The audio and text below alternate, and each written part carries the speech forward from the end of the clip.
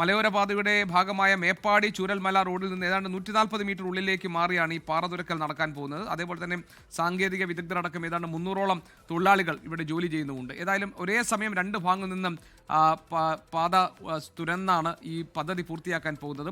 4 വർഷമാണ് പദ്ധതി പൂർത്തീകരിക്കാൻ എടുക്കുന്ന സമയം. ഇത് കേരളത്തിൻ്റെ സവിശേഷമായ പരിസ്ഥിതിക്ക് ചേരുന്ന തരത്തിലായിരിക്കും.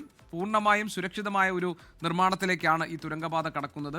മലബാറിൻ്റെ വികസന സ്വപ്നങ്ങൾക്ക് ചിറക് വിരിക്കുന്ന ഒന്നായി ഈ പദ്ധതി മാറാൻ പോകുന്നു. അതിവേഗം കാർഷിക വിളകൾ ലക്ഷ്യസ്ഥാനങ്ങളിൽ എത്തിക്കാൻ ഈ തുരങ്കപാത യാഥാർത്ഥ്യമാകുന്നതോട് സാധിക്കും. അങ്ങനെ വലിയ വികസന നേട്ടങ്ങൾ കൊണ്ടുവരുന്ന ഒരു യഥാർത്ഥത്തിൽ കേരളത്തിൻ്റെ ഒരു വലിയ സ്വപ്ന പദ്ധതിയായി തുരങ്കപാത മാറുകയാണ്. വലിയ വിമർശനങ്ങളും ആശങ്കകളുമൊക്കെ പരിസ്ഥിതിവാദികൾ ഉയർത്തുന്ന ഒരു ഘട്ടമുണ്ടായിരുന്നു. ഏതായാലും ഓസ്ട്രേലിയൻ സാങ്കേതിക വിദ്യയായ കട്ട് ആൻഡ് കവർ എന്ന സാങ്കേതിക രീതി ഉപയോഗിച്ചാണ് ഇതിൻ്റെ നിർമ്മാണ പ്രവർത്തനങ്ങൾ. അത് പൂർണ്ണമായും സുരക്ഷിതമാണെന്നും അത് മറ്റ് ഏത് തരത്തിലുള്ള കാലാവസ്ഥാ പ്രതിസന്ധികളെയും ഒക്കെ മറികടക്കാൻ പാകത്തിലാണ് ഇതിൻ്റെ നിർമ്മാണം പൂർത്തിയാക്കുക എന്നുമാണ് നമ്മൾ മനസ്സിലാക്കുന്നത്. അതിൻ്റെ സാങ്കേതിക വിദ്യയെക്കുറിച്ചിട്ടുള്ള വിശദാംശങ്ങളൊക്കെ തന്നെ മുഖ്യമന്ത്രിക്ക് പറഞ്ഞു കൊടുക്കുകയായിരുന്നു ഉദ്യോഗസ്ഥർ.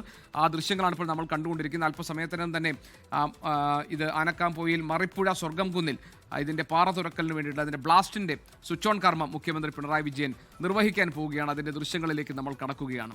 കേരളത്തെ സംബന്ധിച്ച് വലിയ പ്രതീക്ഷ നൽകുന്ന ഒന്നായി, ഒരു സ്വപ്ന സാഫല്യമായി ഈ പദ്ധതി മാറാൻ പോകുന്നു. ഇത് വയനാട് പോലെയുള്ള ഒരു പ്രദേശത്തെ കേരളത്തിൻ്റെ പൊതുവികസനത്തിനോടുമായി കണ്ണി ചേർക്കുന്ന ഒന്നായി ഈ തുരങ്കപാത മാറും എന്നതാണ് നമ്മുടെ ഏറ്റവും പ്രധാനപ്പെട്ട ഒരു നേട്ടമായി നമുക്ക് എടുത്തു കാണിക്കാൻ കഴിയുക.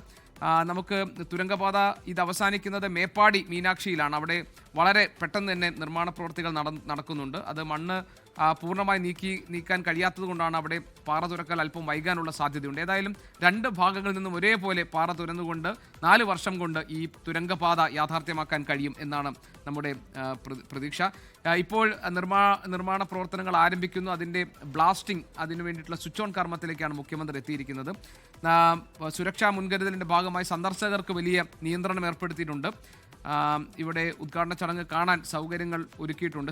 വലിയ സ്ക്രീനിൽ ഉദ്ഘാടന ചടങ്ങ് കാണാൻ അവിടെ നാട്ടുകാർക്കുള്ള സൗകര്യം ഒരുക്കിയിട്ടുണ്ട്. നമ്മൾ തത്സമയ ദൃശ്യങ്ങളാണ് കാണുന്നത്. അജി കുഞ്ഞുമോൻ നമ്മളോടൊപ്പം ചേരുന്നുണ്ട്. അജി, പറയൂ.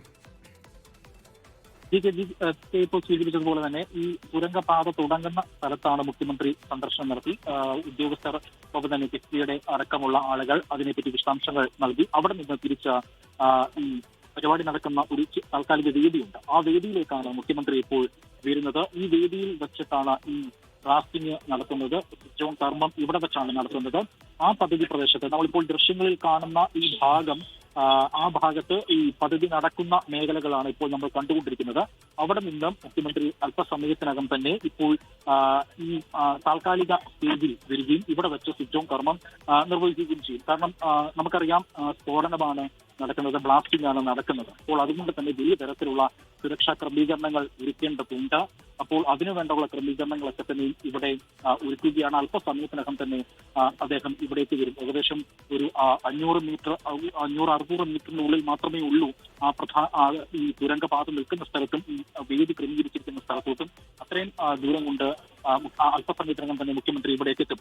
ഈ 4 വർഷം കൊണ്ട് പദ്ധതി പൂർത്തീകരിക്കാൻ സാധിക്കുമെന്നാണ് നിലവിൽ നിർമ്മാണ കമ്പനി കൊങ്കൺ റെയിൽ കോർപ്പറേഷൻ പറയുന്നത്. 8.735 കിലോമീറ്റർ ദൈർഘ്യമാണ് ഈ ടണലിനുള്ളത്. അത് ഇന്ത്യയിലെ ഏറ്റവും 2ാമത്തെ ദൂരം കൂടിയ ടണൽ ആണ് എന്നുള്ള സവിശേഷതയും ഇതിനുണ്ട് എന്നുള്ളതാണ്. കേരളത്തിന്റെ സ്വപ്ന പദ്ധതികൾ ഒന്നായ തുരങ്കപാത യാഥാർത്ഥ്യമാകാൻ പോകുന്നതിന്റെ ആദ്യ ഘട്ടത്തിലേക്ക് നമ്മൾ കടക്കുന്നു. ഏറ്റവും നിർണായകമായ ഘട്ടമാണ്. പദ്ധതിയുടെ പ്രധാന ഘട്ടമായ പാറ തുരക്കൽ, ബ്ലാസ്റ്റിംഗ്, അതിന്റെ ഔപചാരികമായ ഉദ്ഘാടനം സ്വിച്ച് ഓൺ കർമ്മം മുഖ്യമന്ത്രി നിർവഹിക്കാൻ പോകും. നമുക്ക് ലോകത്തെവിടെയായാലും ഏത് സമയത്തും 24 വാർത്തകളും ഓഗ്മെന്റഡ് റിയാലിറ്റി പാക്കേജുകളും എക്സ്പ്ലെയിനറുകളും വിശദമായി കാണാൻ ഞങ്ങളുടെ യൂട്യൂബ് ചാനൽ നിങ്ങൾക്ക് സബ്സ്ക്രൈബ് ചെയ്യാം.